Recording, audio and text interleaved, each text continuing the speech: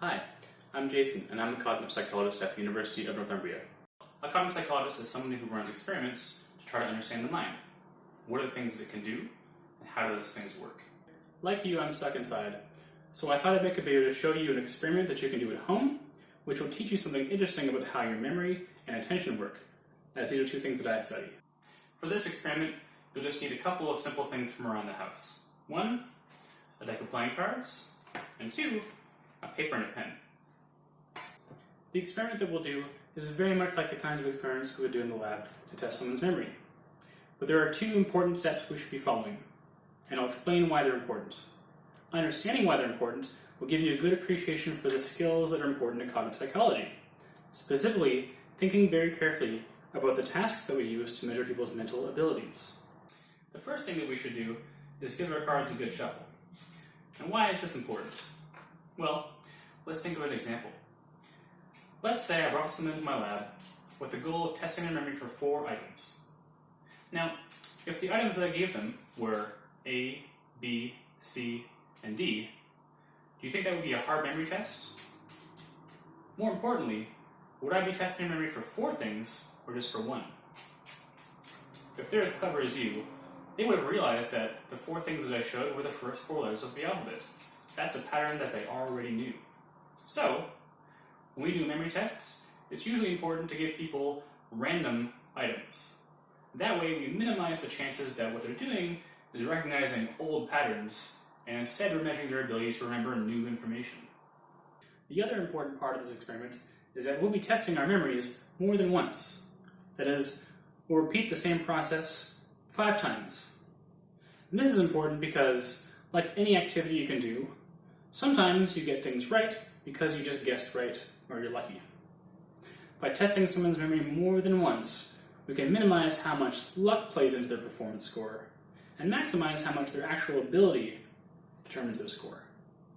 So that's why we have the pen and paper, to write down the results of our tests. Alright, so let's talk about how to do the actual experiment. Here's how it's going to go. What I'll be doing is, for every trial, putting down 5 cards that I want to remember. What I'll do, one at a time, is turn a card over, say it out loud, then turn it back over so I can't see it anymore. I'll repeat that 5 times, once for each card, and when I'm finished, what I'll do is count to 10 out loud. It's important that you do this step too, otherwise the test will be too easy. Also, if you find you're getting too much right, try putting down more than 5 cards. You'll only learn about your memory if you start to make mistakes, so don't be shy. Once I've finished counting to 10, I'll then test my memory by pointing to a card, saying what I think that it is, and then seeing if I'm right by turning it over. This is where it's important to write down your results.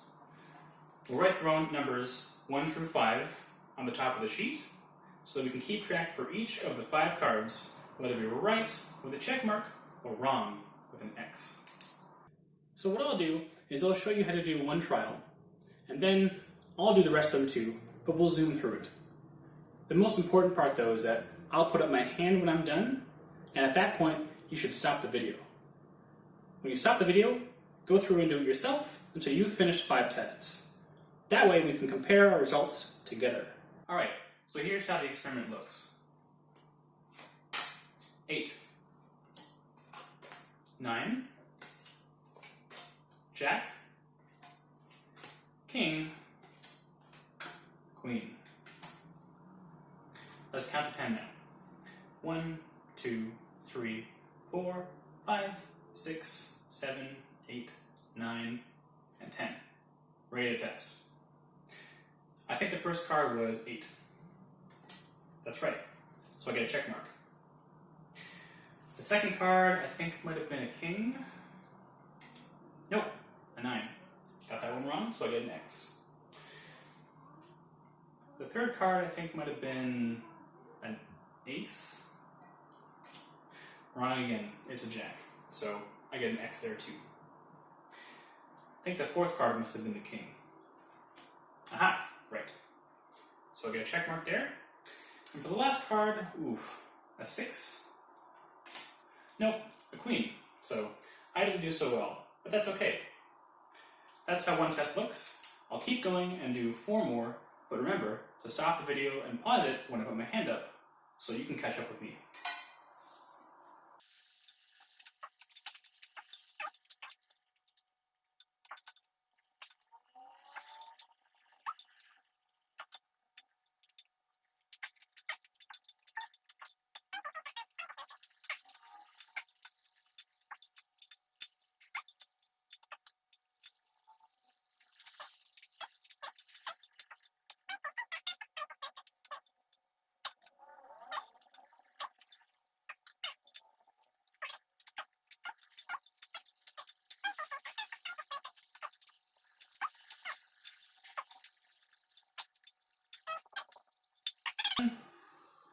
Stop here. So now, like me, you should have the results of 5 tests. Let's look at the results that I got. For the first card, I got it right every single time, so I got it right 5 times. For the second card, you can see I got it right 3 times in total. For the third, I got it right twice. For the fourth card, I got it right 3 times. And for the fifth card, I also got it right 3 times out of 5. So I got a 5, a 3, 2, 3, and 3. Okay, so your test results probably won't be exactly the same as mine were, but if they're like the kinds of results that cognitive psychologists have seen for many, many years, what you'll notice is that you probably did the best for the first card and for the last card that you studied. These effects are called the primacy and recency effects.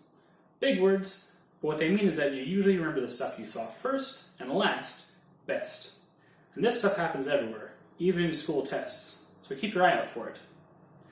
What I want to do now is just one more simple test, exactly like we did before.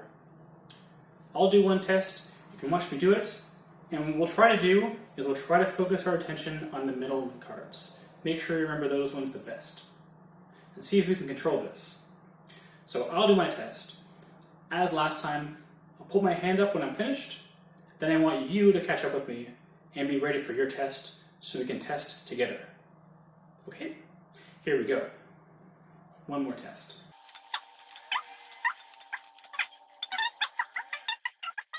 Stop the video here. Okay, if you're watching now, that means you've studied 5 cards, you've counted 10, and you're ready for the final memory test. Are you ready? Here we go. What was the first card's suit? Was it a heart, a diamond, a spade, or a club? Do you know? I've got no idea. In fact, I know I'd be guessing if I tried to test my memory. Are you guessing too? Do you feel like you know it? If you don't, why? We both turned this card over, looked right at it, even said it out loud, and yet we can't remember its suit. What's going on here? This is attention. Every day there's tons and tons of things happening around you that you aren't paying attention to. Even things you're looking at. There are some things about them that you're not paying attention to. There's so much more information than your brain can handle, and you are always making choices, either consciously or unconsciously, about what you're processing. If you're not convinced by this demo, did you see that my shirt changed halfway through the video? Hopefully these 2 demos illustrate this idea of attention to you. It's really important to be aware of it because, like I said, every single day there's lots of information out there to pay attention to, and it's up to you to focus on the right stuff. So I hope you've had fun learning about your memory and attention with me, and I hope you have a good summer.